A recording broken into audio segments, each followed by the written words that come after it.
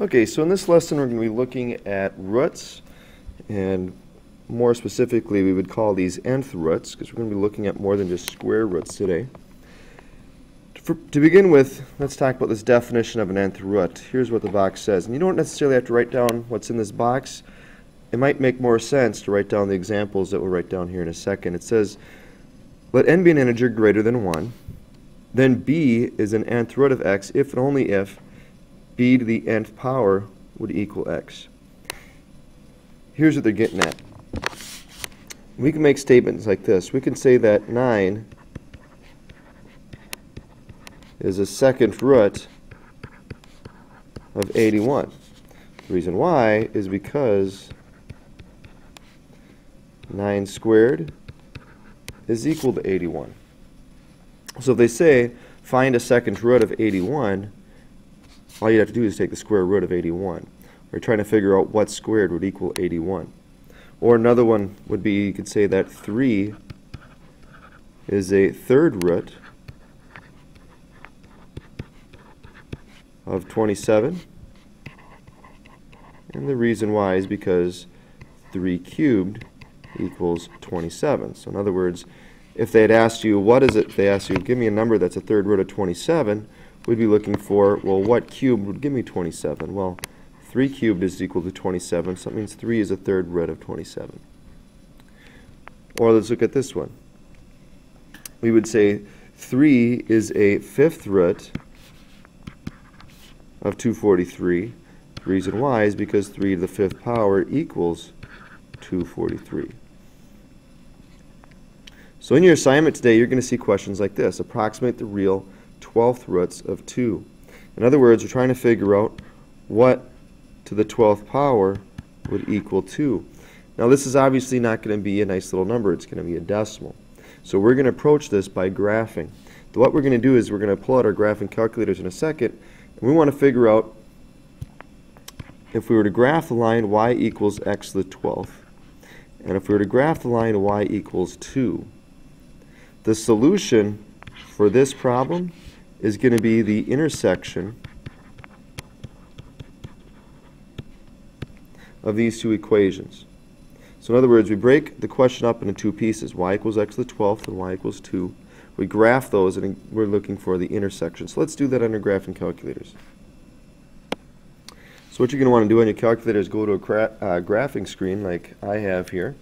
And again, just to review, we don't change anything to the left of the equal sign, so even though we're going to graph y equals x to the 12th, we just leave it as it is, and we're just going to type in x to the 12th power, hit enter. So remember, it's an even power function, so it's going to be in quadrants 1 and quadrants 2. And y equals 2, now to do that, I'm going to hit the tab button. So that brings up this entry line. And so now I'm just going to type in 2 and hit enter. I don't know why that, there we go. So we're going to approximate the solutions here. So an easy way to do that is we're going to go to menu, and we're going to analyze a graph, and we're going to look for the intersection. So I'm going to click the green line all the way over to, well, let's see. I guess right now I'll just do this. So here's one intersection, 1.06 and 2. And I go to menu, analyze. Actually, you know what? Here we go. If we do points and lines, this would be another way you could do it. You could select this point, this line, the green line, and the red line. Now it's going to give us both, but they're going to be overlapping, so I'm just going to grab one and move it out of the way. And that's one that we had originally. So that's a better way to do it. I forgot about that. Do menu. Instead of doing analyze the graph, do points and lines. We're going to select intersection points. That way they'll find both of them at the same time for you. And so our intersections points are, we're trying to figure out again what the value for x is that would give me 2 as my answer. So it would be negative 1.06 and a positive 1.06. So we have two possible solutions there.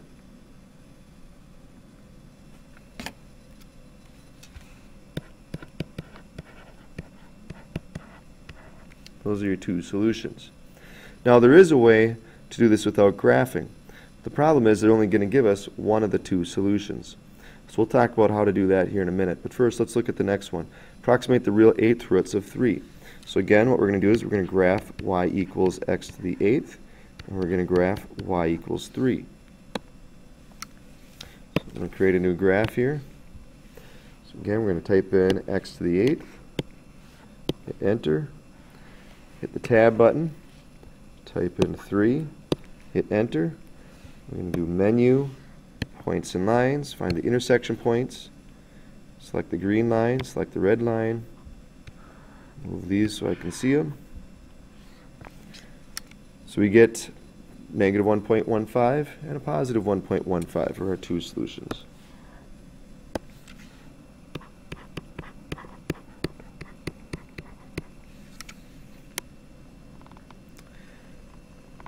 Now, let's summarize what we saw there. So first off, let's look at this. What's in this paragraph here. It says the number of real nth roots of a real number k, that would be, so in this previous example, it'd be like looking at the 8th roots of a real number 3, is the number of points of intersection.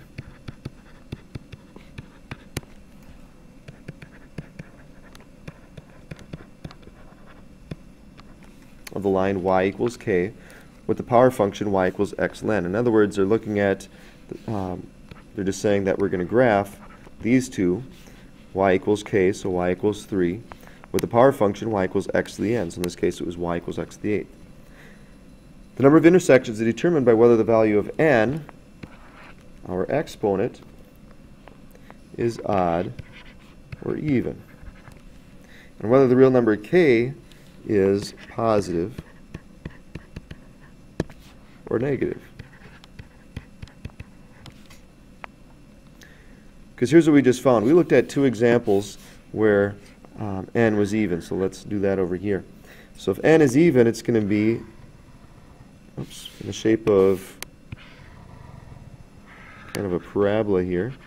It's going to be in quadrants 1 and 2. And there's going to be, like we said, 2 points of intersection when k is positive. Now the problem is when k is negative. Let's say if this were the graph y equals x to the 8th, like we just did, and if we had this y equals 3, so in this case we're trying to solve the problem, what to the 8th power would give me 3 as my answer? Well, there was 2 solutions. Let's say if instead of saying x to the 8th equals 3, let's say if I had x to the 8th equals negative 3. So I'm trying to figure out what to the 8th power, what times itself 8 times, it give me negative 3 as my answer. Well, to find the solution by graphing, we would graph y equals x to the 8th, we would graph y equals negative 3, and they don't intersect. So there's no points of intersection. So let's summarize that down here. So we're going to say this. We're going to say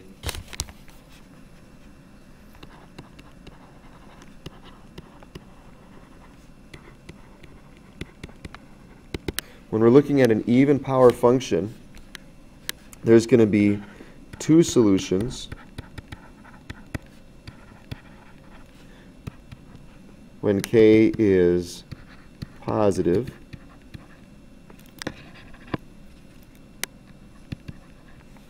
and there's going to be 0 solutions when k is negative. Okay, so that's when we're dealing with even power functions. Because it's the shape of a parabola, a horizontal line is going to pass through it in 2 places, in quadrants 1 and 2. The horizontal line is not going to intersect it at all if that horizontal line goes through quadrants 3 and 4. So that would be when k is negative. Let's look at an odd power function. Remember, odd power functions have a graph that looks similar to this. So you can tell right off the bat that if I have an odd power function, let's say if this was y equals x to the 5th power, and if this was y equals 2, or if this was y equals negative 2, there's always going to be just one solution. So in this case here, I'm solving, in this first example up on top, I'm looking at if we had x to the 5th power equaling 2. So if I'm looking for what time to solve 5 times would give me 2, there'd be one solution. Or down here, if I had x to the 5th equaling a negative 2, there would still be just one solution. So to summarize that, we would say for an odd power function,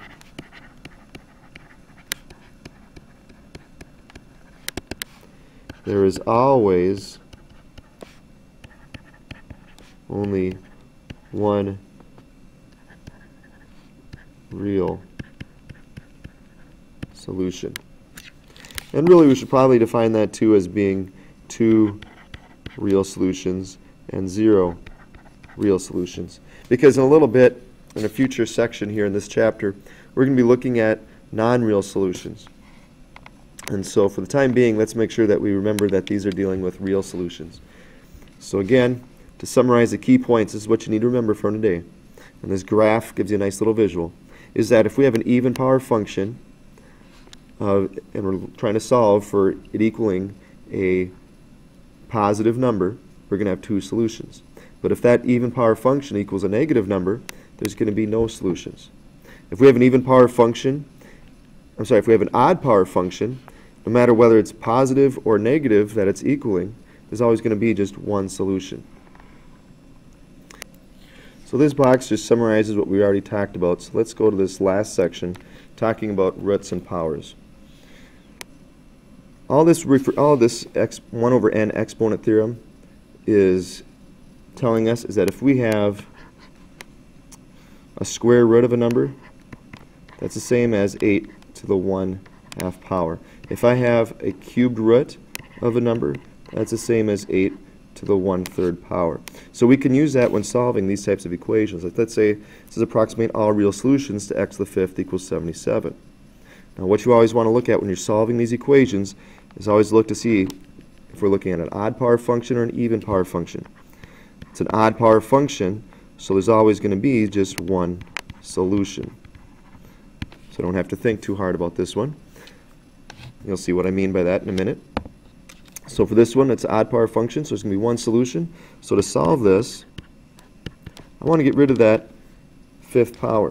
One way to do that is to take and raise each side to the reciprocal of 5, which is to the 1/5 power. So now I would have this 5 and the 1/5 cancel each other out. So what we're going to do in our calculators, we're going to take 77 to the 1/5 power, and that'll give us our solution. So if I go to a graph, if I go to a calculator screen, type in 77. The way that we'll type this in is just 1 divided by 5 as your exponent. Hit enter, and we get 2.384 approximately. So we can just round this to 2.38 as our answer. So this is an approximation. So we just have that. Well, I guess it did say to round to the nearest thousandth. So let's go back. It's 2.384. A little hint about this: when they say to round to the nearest thousandth, an easy way to remember that is if you look at 1,000, there's 3 zeros. So when we round to the nearest thousandth, there's going to be 3 numbers after the decimal point. So 2.384 would be our answer. So the same thing for this one. But now this one, you need to be careful. This is an even power function equaling a positive answer, so that means that there's going to be 2 solutions. Okay? Your calculator is only going to give you 1. So to get that, get those solutions, we're going to raise each side to the 1/4 power. So now I get x equals 100 to the 1/4 power. If you do that on your calculator, gives you 3.162 as your answer. But notice how it only gave us one solution. Means the other solution is at negative 3.162. And that would be your answer. And to end here, it says, why have we been solving for all real solutions in our examples? Because notice out here it said all real solutions, all real solutions. That's because, like I said earlier, there are going to be situations where we'll be dealing with non-real solutions. And we're not going to do this last example because we're not going to be using the csolve command on our calculator, so we will just end there. So again, here's what's so important from this lesson: understanding this graph and what it's all about. Understanding that if we have an even power function equaling a positive number, there's always going to be 2 real solutions. If we have an even power function equaling a negative number, there's going to be no real solutions. If we have an odd power function, it doesn't matter. There's always going to be just one real solution. So hopefully that helps, because that is an important concept that's going to come back to haunt you in the future. So good luck on your assignment.